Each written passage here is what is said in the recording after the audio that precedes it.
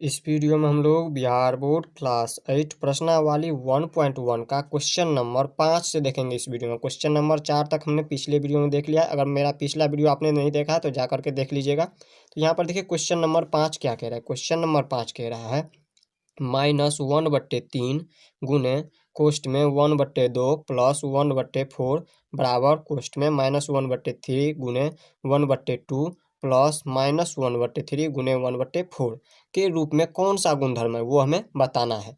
तो हमने आपको यहाँ पे वितरकता के नियम में बताया हुआ था। यहाँ पर देखिए वितरकता के नियम में हमने बताया हुआ था, जब इस तरह से दिया रहता है 5 नंबर का है तो लिख देते हैं 5 नंबर का। जब इस तरह से दिया रहता है a इंटू में b प्लस सी, तो हम क्या कहते हैं, ये वितरकता का नियम है। और वितरकता के नियम में हम क्या करते हैं, गुना करते हैं पहले इसको हम इसके साथ और फिर इसी को हम गुना करते हैं इसके साथ। कैसे, तो देखिए पहले हम गुना करते हैं ए को बी के साथ, तो हम ए को बी के साथ गुना करेंगे और इसमें जोड़ का चिन्ह है तो इसमें हम प्लस का चिन्ह डाल देते हैं। और फिर हम गुना करते हैं ए को सी के साथ, ए को गुना करते हैं सी के साथ। तो इस तरह से जब निकालते हैं तो ये क्या होता है, हमारा वितरकता का नियम होता है।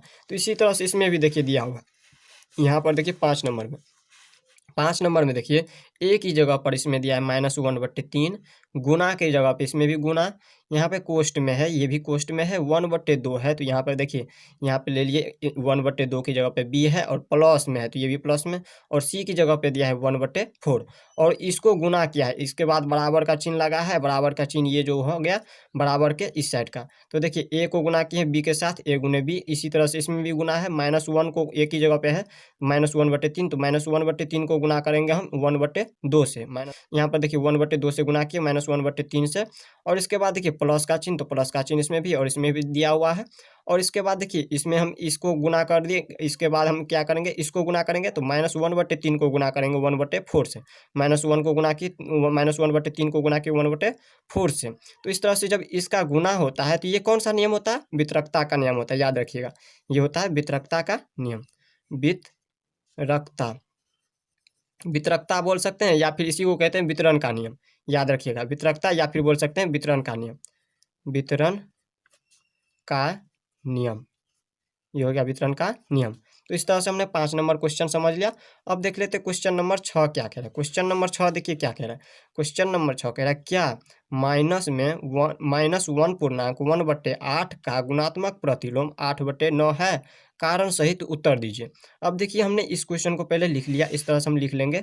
क्वेश्चन नंबर 6 है -1/8। यहाँ पर जो है -1/8 और इसको हम गुना करके 8/9 से गुना करेंगे, और इसका यहाँ पे गुणनफल अगर 1 आ जाता है तो ये गुणात्मक प्रतिलोम में होगा, वरना ये नहीं होगा। तो देखिए हम इसको यहाँ पर लिख दिए -1/8 गुने 8/9 को। अब देखिए इसमें हम इसको पहले हम लिख लेते हैं अच्छा से।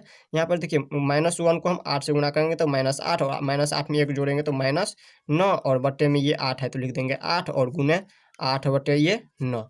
अब देखिए इसमें ये 8 से ये 8 कट गया, ये 9 से ये 9 कट गया, बराबर में इसमें कितना आ गया माइनस में, ये देखिए कुछ भी नहीं है तो यहाँ पे 1 लिख सकते हैं। इस प्रकार से यहाँ पे देखिए गुणनफल इसका जो है माइनस में 1 आ गया, जबकि 1 आना चाहिए था। यहाँ माइनस की जगह पे अगर प्लस में 1 आता तो ये तो हमारा यहाँ पे होता इसके नियम पर। किसके नियम पर क्या है, गुणात्मक प्रतिलोम पे।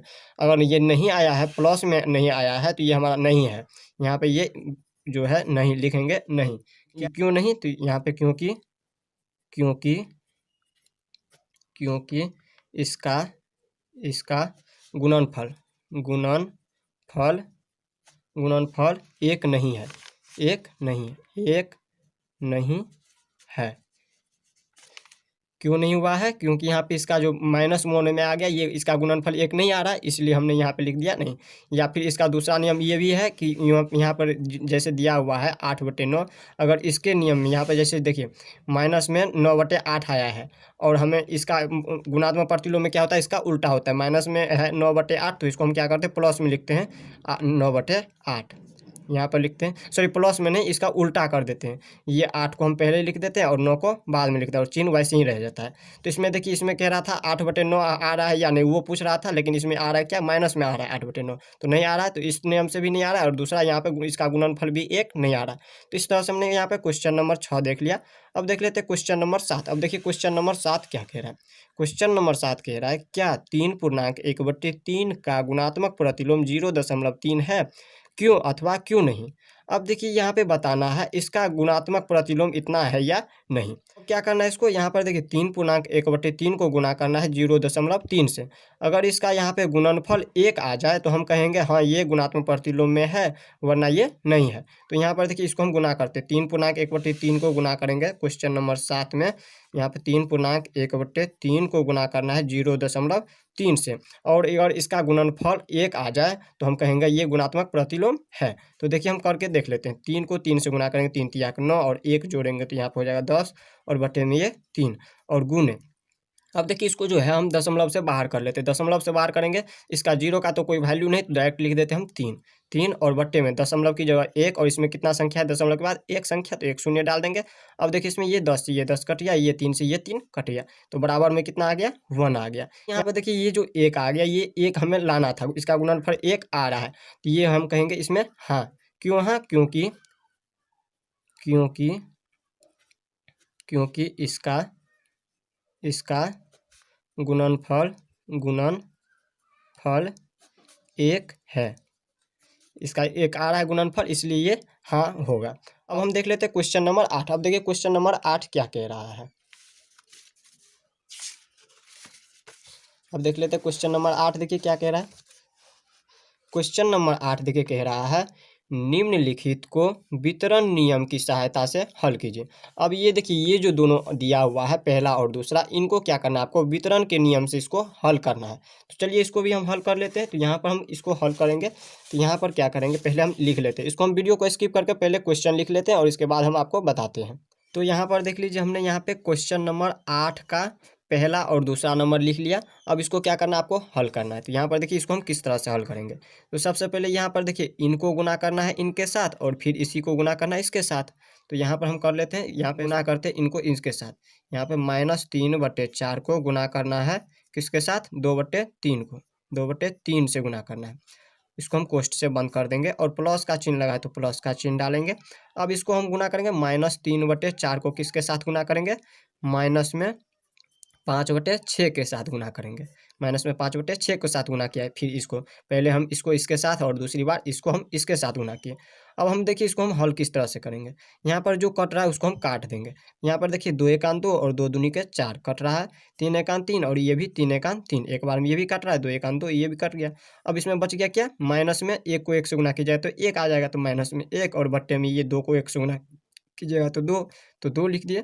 और प्लस का चिन्ह, इसमें भी देखिए कटता है या नहीं। तो यहाँ पर देखिए इसमें भी कट रहा है, यहाँ पे 3 एकांत 3 और 3 दूनी के 6, 2 बार में ये 6 कट गया। अब देखिए इसमें कोई संख्या नहीं कट रहा है, तो अब हम इसको वैसे ही उतार दे रहे हैं। तो यहाँ पर लिख देंगे, इसमें जो है वैसे लिख देंगे, प्लस का चिन्ह और प्लस और माइनस। यहाँ पर देखिए ये जो कहिएगा माइनस और इसमें भी माइनस, माइनस माइनस मिलकर प्लस हो गया, और 1 को 1 से यहाँ पर देखिए 5 से गुना कीजिएगा तो 5 होगा, तो ये प्लस में हो जाएगा 5। यहाँ पे याद रखिएगा ये माइनस और ये माइनस मिलकर प्लस हो गया, और 1 को 5 से गुना कीजिएगा तो 5, और बटे में ये 4 को 2 से गुना कीजिएगा तो 8। अब इन दोनों को हम क्या करेंगे, एलसीएम ले लेंगे। इन दोनों का 2 और 8 का एलसीएम लीजिएगा तो 8 आ जाएगा। तो 2 चौके 8, 4 बार में 8 आया, तो 4 को हम 1 से गुना करेंगे तो 4, माइनस में लगा है तो माइनस में लगा देंगे, और प्लस का चिन्ह लगा है तो प्लस का चिन्ह दे देंगे। और 8 एकान 8, 8 एक बार में आया तो 5 को 1 से गुना करेंगे तो 5। तो इस तरह से अब यहाँ पर देखिए यहाँ पे चिन्ह ज़्यादा किसका है, प्लस का चिन्ह ज़्यादा है, तो 5 में से हम 4 को माइनस करेंगे तो 1, और बट्टे में ये 8 है तो लिख देंगे 8। यही क्या हो गया, पहला का आंसर आ गया। इस तरह से हमने इसका हल कर लिया, पहला का 8 का पहला का हल कर लिया। अब हम इसी तरह से देख लेते हैं क्वेश्चन नंबर 2। अब देखिए 2 नंबर किस तरह से देखेंगे। 2 नंबर भी इसी प्रकार से करेंगे, हम पहले हम इसको गुना करेंगे इसके साथ, और इसके बाद करेंगे इसको हम इसके साथ। तो 5/6 को हम गुना करेंगे, पहले 5/6 को गुना करेंगे किसके साथ, -2/5 के साथ। और इसके बाद हम प्लस का चिन्ह लगा है तो प्लस का चिन्ह डाल देंगे, और इसके बाद गुना करेंगे 5/6 को हम 3/10 से। 5/6 को गुना करेंगे 3/10 से। अब देखिए इसी प्रकार से हम इसमें भी कर लेंगे। देखिए जो कट रहा है उसको हम काट देंगे, ये 5 एकान 5 और ये भी 5 एकान 5 कट गया, 2 एकान 2 और 2 तिया के 6। इसमें भी देख लेते हैं कटता है या नहीं। तो इसमें भी देखिए कट रहा है, 3 एकान 3 और 3 दूनी के 6। अब देखिए इसमें 5 एकान 5 और 5 दूनी के 10। अब देखिए कोई भी संख्या नहीं कट रहा है तो वैसे ही छोड़ देंगे। अब यहाँ पे हम लिख देंगे बराबर, देखिए 1 को 1 से गुना कीजिएगा तो 1, और चिन्ह लगा है माइनस का तो माइनस का चिन्ह लगा देंगे, और बट्टे में 3 को 1 से गुना कीजिएगा तो 3, प्लस का चिन्ह लगा है तो प्लस का चिन्ह लगा देंगे। और देखिए इसमें 1 को 1 से गुना किया जाए तो 1, और बट्टे में 2 को 2 से गुना किया जाए तो 2 दूनी के 4, अब इन दोनों का एलसीएम ले लेंगे, 3 और 4 का एलसीएम लीजिएगा तो आ जाएगा 12, 4 तिया का 12। और इसमें देखिए 12 कितना बार में आ रहा है, 4 बार में, 3 चौके 12, और 4 को 1 से गुना करेंगे तो 4, और चिन्ह लगा है माइनस का तो माइनस का चिन्ह लगा देंगे, और प्लस का चिन्ह लगा तो प्लस का चिन्ह। 4 तिया के 12, 3 बार में 12 आ रहा है 4 कान में, तो 3 से हम गुना करेंगे 1 को तो हो जाएगा 3। चिन्ह ज्यादा किसका है, माइनस का चिन्ह ज्यादा है तो माइनस का चिन्ह लगाएंगे, और 4 में से हम माइनस करेंगे 3 को तो यहाँ पे हो जाएगा 1, और बट्टे में ये 12 है तो लिख देंगे 12। तो इस तरह से इसका भी हल निकल चुका है, -1/12। तो इस प्रकार से हमने यहाँ पे क्वेश्चन नंबर 8 भी देख लिया।